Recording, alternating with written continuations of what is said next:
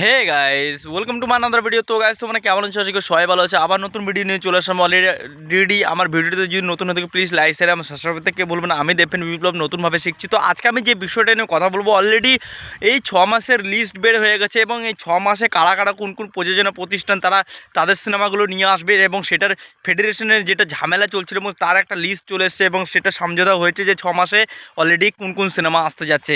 এই ফেব্রুয়ারি, March, April, মে, June, July এই এই 6টা মাসে যেগুলো সিনেমার আর কি নাম তো অ্যানাউন্সমেন্ট করা হয়নি অলরেডি, খালি তোমার আর কি প্রযোজনা প্রতিষ্ঠান তারা একটা অ্যানাউন্সমেন্ট করে দিয়েছে যে তারা আসবে এই মাসে এবং এই কটা মাসে তারা আসবে। এবং ঈদ তারা বলে দিচ্ছে যে ঈদ নাকি ফাঁকা আছে, ঈদে এখনও আপাতত কেউ ওইভাবে এখনও পর্যন্ত কেউ রিলিজ করার কথা বলছে না।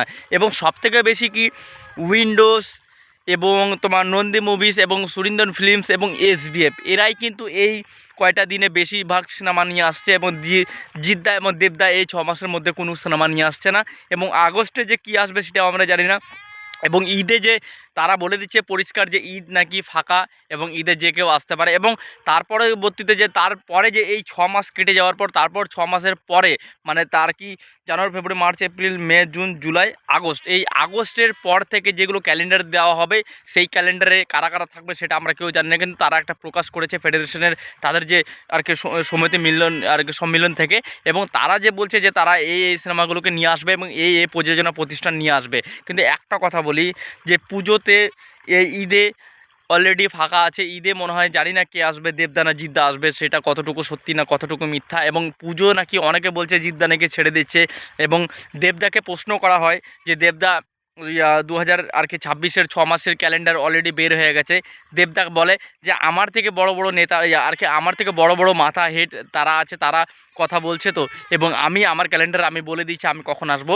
দেবদা কিন্তু পরিষ্কার সে জানিয়ে দিয়ে যায় যে সে যেগুলো যেন ক্রিসমাস, এই তোমার আর পুজো এবং এই যে তোমার 15ই আগস্টে এইগুলোতে সে কিন্তু অলরেডি দেবদা আসবে। এবং সেগুলো কিন্তু দেবদা যেটা তার তার ব্যক্তিগত যেটা ক্যালেন্ডার, সেই সবসময় যেগুলো ফেস্টিভ্যালে সবসময় সে বেশি আসে এবং সেইটা কিন্তু তার ব্যক্তিগতভাবে সে বলে দিয়েছে যে আমি যেগুলোতে বলে দিচ্ছি আমার ক্যালেন্ডার আমি বলে দিচ্ছি। ওরা কি করছে সেটা আমি জানি না, কিন্তু ওরা আমার থেকে বড় এবং ওরা কি করছে সেটাই ওদেরকে জিজ্ঞাসা করা, আমাকে জিজ্ঞাসা করা না। একটা কথা বলি যে এই যে বড় বড় ফেস্টিভ্যালে যদি দেবদা এবং জিদ্দাকে যদি না আসা চান্স যদি না দেওয়া হয় এবং অন্যান্য সিনেমাগুলো এই 6 মাসের মধ্যে তো রিলিজ হবে এবং পুরো বড় বড় প্রযোজনা প্রতিষ্ঠান তারা এই 6 মাসের ভিতরেই তারা সিনেমা তারা নিয়ে আসছে এবং এই মাসে নিয়ে আসছে যেগুলো আমি বললাম এই 6 মাসের মধ্যে তারা সিনেমা যে কোনো দিনে রিলিজ করতে পারে। এবং অন্য দেব এবং জিদ্দা কিন্তু তারা কিন্তু 6 মাসের পর কিন্তু তারা হতে পারে ঈদে জিত আসবে এবং হতে পারে যে পুজোয় জিত আসবে, না হয় হতে পারে ঈদে দেব আসবে এবং না হয় হতে পারে পুজোয় দেবই আসবে।